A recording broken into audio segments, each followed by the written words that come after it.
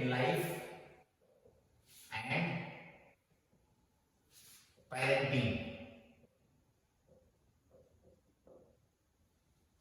Clear है? Topic तो एकदम क्लियर है, बिल्कुल क्लियर होना चाहिए। Married life and parenting. Okay, हम इसको दो तीन क्वेश्चंस राइज करते हैं, ज्यादा समझ में आता है इसमें बात। इज इट ए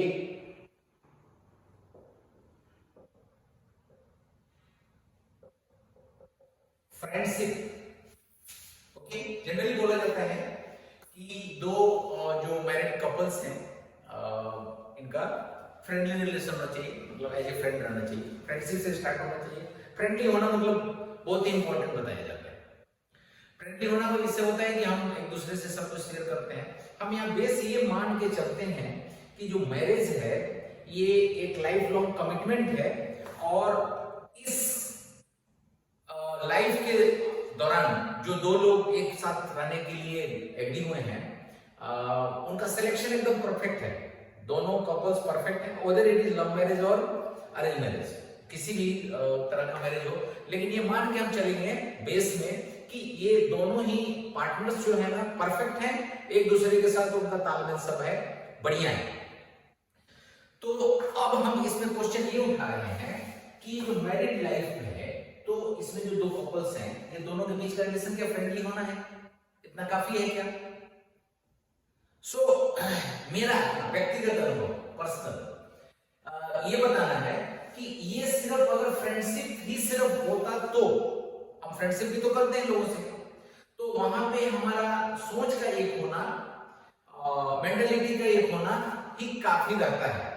अट्रैक्शन जो होता है ना, अट्रैक्शन पॉइंट, मतलब जैसे हम जब शादी के लिए एक दूसरे के लिए पसंद करते हैं तो उसमें हम देख के चलते हैं कि एक दूसरा सेलिब्रिटी ही हो, मतलब लुक, आउटर लुक पे हम ज्यादा ध्यान देते हैं, मतलब थोड़ा या ज्यादा ध्यान देते हैं। तो अट्रैक्शन जो होना है एक्सटर्नल, आउटर लुक का भी होना जरूरी होता है। ये हम मैरिज वाले बंधन में जब आते हैं तो ध्यान रखते हैं, बट फ्रेंडशिप में तो ये सब चीजें नहीं होती हैं। फ्रेंडशिप में तो ये अपना जो इंटरनल सोचने का ढंग, काम करने का ढंग, हो सकता है कि किसी वजह से एक साथ हम काम कर रहे हैं तो भी हम फ्रेंड बन जाते हैं, बट इस रिलेशन में सिर्फ फ्रेंडशिप का होना काफी नहीं है, ये फ्रेंडशिप से थोड़ा ज्यादा है। तो ये हमको अभी लेके चलना पड़ेगा कि ये रिलेशन सिर्फ फ्रेंडशिप रखने से नहीं चलने वाला है, इसमें आपका outer look, attraction, way of behaviour की वजह से अट्रैक्शन लाए, या आपके बातचीत करने के तरीके से आए, या आपके समझदारी से एक दूसरे को अट्रैक्ट करना भी जरूरी है। सो ये रिलेशन फ्रेंडशिप से थोड़ा आगे चलते हैं। दूसरा पॉइंट हम रेज करते हैं, is it a transaction? Is it a transaction? अब ट्रांजैक्शन करने से क्या मतलब चलता है? लेन देन, मतलब आप ये कर लो, मैं ये कर लेते हैं, आपका ये अधिकार में है, ये मेरे अधिकार में है। जैसे हम कोई नौकरी करते हैं तो होता है कि भाई अब नौकरी कर ही रहे हैं, पापी पेट का सवाल है, करना ही है जो भी है। अब जैसा भी बॉस को सेट बॉस आ गया उसके साथ भी रहना है, अपने साथ वाले लोग कैसे भी आगे उसमें रहना है। तो क्या मैरिज भी ऐसा ही ट्रांजैक्शन है क्या, कि जैसे दो मैरिड कपल एकदम परफेक्ट है, जब साथ में जीना चालू करते हैं तो कभी कभी काम का बंटवारा हो सकता है, तो रिस्पॉन्सिबिलिटी, सेंस ऑफ रिस्पॉन्सिबिलिटी के लिए ऐसा करते होंगे कि भाई ठीक है तुम ये एरिया देख लो, हम ये एरिया देख लेंगे, क्योंकि दोनों का ऑफिस भी है और भी सारी रिस्पॉन्सिबिलिटीज हैं, तो उसमें शेयर करने के लिए ऐसा बंटवारा करते हैं। लेकिन क्या ये ट्रांजैक्शन है? नहीं, ये ऐसा नहीं होना। जैसे एग्जांपल के लिए हम देखते हैं कि एक ने कर लिया कि भाई किचन की जितनी सारी रिस्पॉन्सिबिलिटी है चलो वाइफ सी विल डू, और बाकी बच्चों का जो भी है होमवर्क कराना ये वो हम कर लेंगे। बट ये ऐसा नहीं है कि एक दूसरे को हम टाइम नहीं है तो दूसरा नहीं कर सकते हैं। ये ऐसा कुछ पर्टिकुलर ऐसा नहीं है कि भैया हम जब करेंगे किचन का ही करेंगे, अगर नहीं हुआ तो हम देख भी रहे हैं समय भी हम नहीं करेंगे, ऐसा नहीं है। It is not a transaction, मेरा ये जो व्यक्तिगत अनुभव बोलता है, it is not a transaction. ये ऑल टुगेदर कोई किसी का कभी कोई हिस्सेदारी नहीं है, कभी किसी के शेयर का कुछ भी काम किया जा सकता है। और ये कोई ऐसा भी नहीं है कि शादी हो गई है, बच्चे हो गए हैं, जीना है तो जीना है, इट्स नॉट लाइक दैट।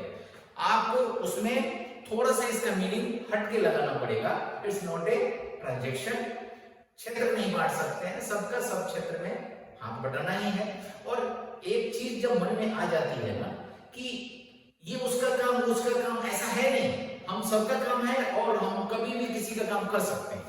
क्योंकि ये जब आती है ना बात रिलेशन की, तो उसमें मेरा ऐसा मानना है, भले भी मैंने ऐसा आप लोगों से बताया है कि ये जो मैरिज है ना, ये लाइफ, ये ऐसा नहीं है, ये दो शक्तियां होती है ना, ये दो जो जेंडर्स है ना, मैस्कुलिन एंड फेमिनिन, ये दो शक्तियां हैं। ये जब दो, ये पावर है, ये जब एक साथ मिलते हैं ना, तो इनका ऐसा नहीं है कि हम और तुम और ये ऐसा। ये देखने में दो बॉडीज हैं, बट है क्या एक ही, एक सिक्के के दो पहलू। देखने में सिर्फ अपीयरेंस दो अलग अलग दिखता है, बट मानसिक तौर से, शारीरिक तौर से एक ही अभी हो गया। ये ऐसा रिलेशन होने के बाद में ये सब चीजें दिमाग में आती नहीं कि इजीली ट्रांजैक्शन होगा।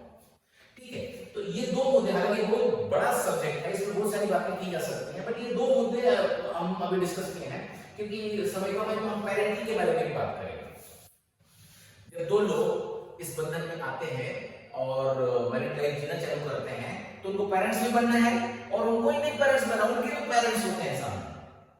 तो आज के समय में तो थोड़ा बहुत मिसअंडरस्टैंडिंग भी आने लगती है, क्योंकि जो हमारे पेरेंट्स हैं उनके जीने का, सोचने का ढंग थोड़ा अलग है और आपको अभी नया बनाना है। आप बहुत सारी बातें सोचते हो, आप सोचते हो कि मेरे मम्मी पापा ऐसे ही चेंज हो जाए, लेकिन वो तो नहीं चेंज होंगे। आप अपने में चेंज तो कर सकते हो, ये स्वाभाविक है कि आप अपने में चेंज कर सकते हैं। तो बोलते हैं कि पेरेंट होना मतलब बच्चों के माता पिता होना। तो बच्चों का जो एजुकेशन होता है, सिर्फ आप ऐसा नहीं कि टीचिंग कर रहे हैं बुक से, वीडियो से सिखा, कोई टीचिंग ऐसा नहीं है। एक पेरेंट का बहुत ही इंपॉर्टेंट रोल होता है और वो जो खुद एक्टिविटी करते हैं वो बच्चे के सीखने के लायक भी होते हैं और बच्चा उससे ज्यादा सीखता है। जैसे कि मैं एग्जांपल देता हूं, अगर आप वाइफ हस्बैंड के बीच का रिलेशन सही नहीं है ना, तो मैं आज की बात नहीं करता हूं। आज तो बच्चा जो सीखता है वो स्कूल में जाके बताता ही है क्या सीखा है। मैं बोलता हूं आपकी जब 20 इयर्स की शादी होगी, 20 साल के बाद की बात की मैं बताता हूं। हो सके कि आपके बच्चे की शादी हो जाए, आपकी बहू आ जाए, तो आप जो अपने पेरेंट्स से देखना चाहते हैं ना, आप अपने बच्चे को ऐसे क्रिएट कर सकते हैं। जैसे कि अगर आप वाइफ हस्बैंड के बीच का रिलेशन अच्छा नहीं है ना, तो आप अपने बेटी को क्या समझते हैं ना, प्यार के नाम पे उसके ऊपर कब्जा कर लेते हैं।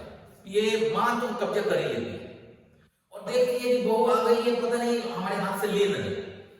अरे भाई, आप दोनों के बीच का रिलेशन बहुत अच्छा है, अब बस टाइम कहां है ये सब करने का कि भैया वो, अरे भाई बच्चे तो क्या है, 20 साल की उम्र हो गया तो उनको आप मोटिवेशन चाहिए, सिर्फ गाइडलाइंस चाहिए।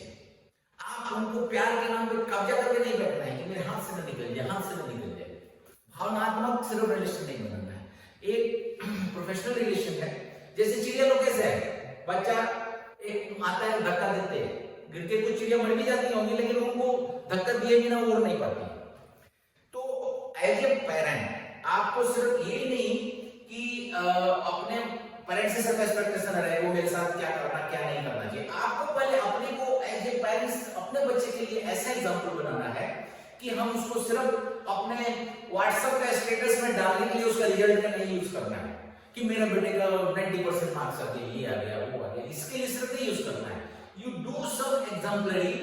आपको एक ऐसा एग्जाम्पल बनना है कि बच्चा वो देख के कॉपी करता है कि पेरेंट ऐसे होना चाहिए, ताकि वो जब पेरेंट बने तो आपसे सीखी हुई चीजों को लागू कर पाए सही से, जो आप एक्सपेक्ट कर रहे हैं अपने पेरेंट्स से। तो मेरा ये कहना है कि पेरेंटिंग का मतलब सिर्फ छोटे बच्चे को पाल रहे हैं, पोस रहे हैं, प्यार कर रहे हैं, उसके साथ बहुत सारा लगाव हो रहा है। तो प्यार को कोई ऐसा हथियार नहीं मान लेना है कि हमारा कब्जा है बच्चे के ऊपर।